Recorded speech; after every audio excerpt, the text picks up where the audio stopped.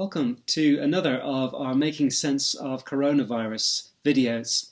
This is a series of short interviews where I sit down with people and talk about life in a coronavirus world. We discuss what hope there is, what help there is for us as we live through these days of global pandemic. And it's so great to have you, whoever you are, wherever you're watching. You're very, very welcome. This time round, I had the wonderful privilege of sitting down with Gerry. Gerry is all the way across the Atlantic Ocean in the US. He lives near Detroit in the state of Michigan, and Gerry and his wife work as musicians. We had a little bit of trouble with the line, so you might need to bear with us. Things get a little bit fuzzy on the line across the US at some points. But here's what Gerry had to say as we sat down together. Well, Gerry, hello. It's great to speak to you. Gerry's over across the other side of the water in the States, near Detroit, state of Michigan. Gerry, tell us a little bit about who you are, where you are, and what you do with yourself. Well, I have to say it is great to see you, Simon, because we're related. Your wife and my daughter-in-law are sisters, so don't get to see each other very often, and but I just really like you. You're a great guy, and it's really nice to, even in just this format right here, to see you. And we've had some good interaction in the years, so it's really good to be here. Thank you. Pleasure. And tell us a little bit about. So you're in quarantine over there in Michigan. Tell us a little bit about what kind of quarantine lockdown has been like for you, and who you in lockdown with. Well, I'm in lockdown with my favorite person in the world. I know that sounds really flowery, but I love my wife. She and I get along great. I'm very thankful. God's taken us through some really tough times past, and a couple of really tough times in marriage. We've been married 40 years, and he's worked that all out. Now we're at peace together. We hear each other. We're kind to each other, and that is really a blessing time now as we go into this very unique time where we're just together all the time, and we both talk about, isn't this fun? We play a lot of Scrabble, I'll tell you that. But and then my wife and I are both musicians. That's what we do for a living. And so when you're a musician and you're on lockdown, that kind of cuts down on audiences, My main work is doing concerts for kids in schools, and schools are all closed.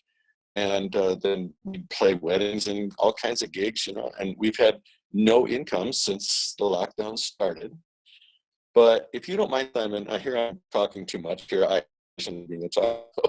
I'll just tell you what this has meant in the from a professional standpoint. We had a great summer. I speak at Christian camps all summer long. We summer last year.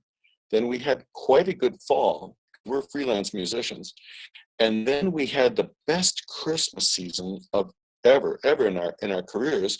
We had 13 gigs in 15 days. I mean, it was phenomenal. We didn't know this virus thing was coming. And then we did a camp up in the Upper Peninsula, and everything was great. And then suddenly, virus came. But there's no money coming in, but we made enough money, and we feel, God obviously knows all this stuff, and I don't. But these things have happened all our lives, and we say, hey, it's okay, I mean, I just think He's sovereign.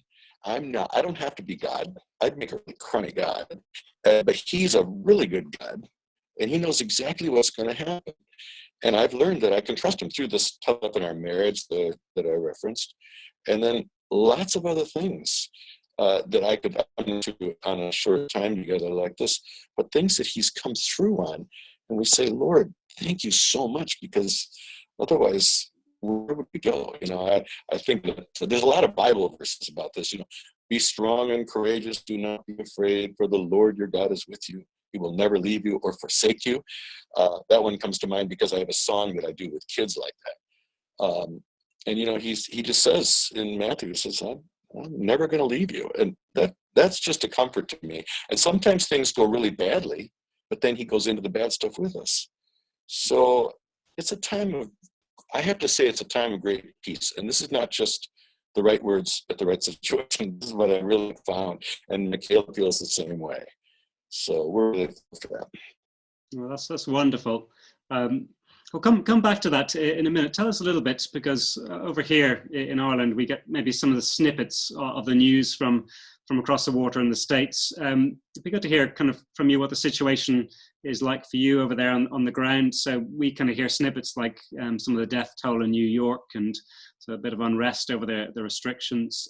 What has the situation been like for you in the States? What is it like with this COVID-19 virus going around there? Well, you're right. New York is the epicenter. It's by far where the most deaths have happened and the most positive cases. Detroit is another one. And we are about 90 miles from Detroit, but my wife and I both grew up within a stone's throw of the Detroit city limits. She actually grew up in Detroit, just outside. So that's home for us. And it's sad to hear what's going on, but the rest of the state of Michigan is doing quite well. So that's the unrest with some of our government officials knocking down everybody. And so there's been some protests, and I'm not saying this way or the other on what is what some people should think, but I'm just saying it's been a unique time, and people are getting antsy. People want to get back to work, and the economy is just going absolutely awful over here. Obviously, the president's trying to stay upbeat and bring us back into a time when business can prosper again. It was very prosperous before this happened. And so I think it's starting to, in some states, they're getting back to work, but not Michigan. So the employment picture, schools are canceled for the rest of the year, and the employment picture is pretty tough. Tell us a little bit, you've kind of started to tell us a bit, but through a situation like this, obviously there's a lot of challenges. You mentioned a lot of people with kind of businesses, that things have kind of come to a standstill for them. Your work as a musician has kind of dried up over these last kind of month or so. Tell us, what difference does being a Christian make to the way that you've faced these challenges in a world like this? Well, I feel ease. People could say, well, if you've got your health and you got food, you're at peace. No, I feel peace. But what does that mean? I'm just not worried about this stuff. Because I will confess this to you. I love reading the Bible. I'm an old guy, and I've been reading it for a lot of years. I love foreign languages, and I read the Bible. I read my German Bible every day, and I used to do that because I love to study languages, but I love the Bible. And all through the Word, all God's Word, He tells us, wait a minute, try me and see if I will not take care of you. He doesn't say, try me and see if I don't make you rich. I am not rich. In fact, by most American standards, people look at us and they say, you guys need to work. You guys aren't planning for the future. Well, we have health insurance, and we have some little bit of retirement, but we really are saying, God, you've been faithful to us. We're not worried about that. And then He always seems to show us ahead of time what we need to do. And we're responsible for that. We're always talking about that stuff, but we take everything to God in prayer, like even about talking to you, Simon and Abigail, today. We get your updates and things, and we feel so connected with you, even though I've only done dishes with you. That's the only time I've ever been with you. But I really like, the relationship we have. And so I was looking forward to talking about this stuff with you. I know that you, I'm sure you feel the same way as we do. Life is hard, but I would rather be life with God. If it was hard, at least I have God, not at least, but I'd rather be with Him when I go through rough stuff than to say, oh, I can handle this. I'm going to save $1 million and I'll be set, for life. No, that's not where I want to be, and I'm not comfortable with that. Well, thank you very much for that. It does make a difference, doesn't it? Man. A little bit of kind of living in a coronavirus world. What hope does your Christian faith give you for the future as you live in a coronavirus world?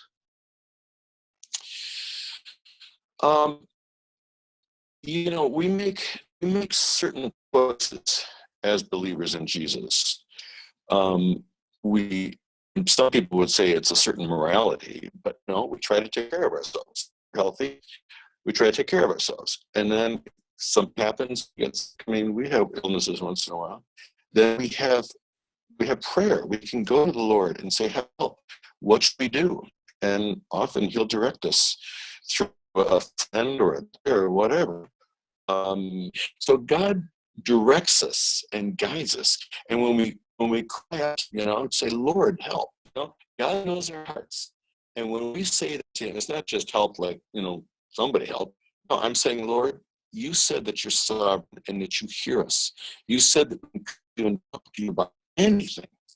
We can come right to your phone room and call on me and I will show you great things, it says in Jeremiah. There's just really important stuff. And we found that we can go to him and say, help. And I love to hear a whole chapel full of 150 kids. I say, okay, now everybody repeat my prayer. And they all scream, help. Learned over the years, trust him and see what he does. And then I have this backlog of experiences to say, oh yeah, oh I remember that. Sometime we'll do an hour-long interview, and I'll tell you how I met my wife. Ooh, wouldn't that be exciting? Well, it's amazing what God did there, and He's got this stuff. He knows things beforehand, and he says, just talk to me. But if we want to exclude him from our lives and say, no, I don't want that, he respects us. He doesn't beat us over the head and say, love me. And that's not love anyway. But anybody that comes to him and say, Lord, I need you. He is not hard to please. And he's not like a policeman saying, yeah, but you better clean up your sin. He knows we can't help ourselves. He says, do you want me to help you with those issues? Whatever you think is wrong with your life, sins, you want me to help you? Thank you, I'll help you. And he doesn't rub our nose in it and beat us upside the head. He says, I know you want this. This is why I came to die on the cross. I died on the cross and rose again on Easter to give you new life. And new life is not about beating us over the head. New life is about, let me show you what my presence in your life will mean. And then you see this backlog of things that he's done. I have a pile of rocks on my property line in the back. When God, it's an Ebenezer. I don't know if you know that. I know you know that term, Simon. It's a pile of rocks of a remembrance, because God freed me from a particular issue, a sin I was having in my life years ago. And only my kids, you've never seen this pile of rocks, Simon, and only my kids and my wife know where it is. But it's back there in the weeds. And every time I drive my lawnmower past there, I remember God freed me from my issue that I thought I was always going to struggle with.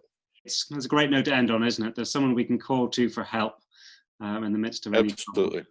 But Jerry, thank you so much for joining us. It's been great to speak to you this evening. Afternoon with you, is that right? Yeah, afternoon. Hey, Simon, can I just say one thing to your people who I can't see? Yeah. I'm talking to people in Ireland right now. That is so cool, because Ireland is, not only everybody knows it's gorgeous, but Americans love Ireland. I think that's one of the spots that I hear so many of my friends say, oh, if one place I would always want to go is Ireland, So I just think it's really cool. I'm sure this got its ups and downs, but I think it's a beautiful place. And so it's just really a privilege to be with all of you Irish people today. This is really cool. Well, thank you very much. Well, maybe you'll come in the flesh one day, but thank you very much. It's been great to speak to you. Well, thank you very much for tuning in and for joining us. It's been wonderful to have you with us. We're going to have more of these interviews coming up in the weeks to come, so do keep an eye out for those.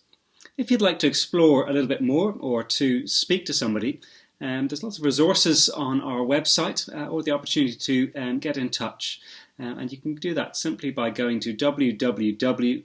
www.swanlinbarchurches.wordpress.com. The details will be up at the end of this video, and you can check that out. And you're also very welcome to join us on a Sunday morning, live online. Every Sunday at 10:30 we do a live online live stream service. You'd be very welcome to join us for that. But it's been wonderful speaking to you, and look forward to speaking to you again soon. Goodbye.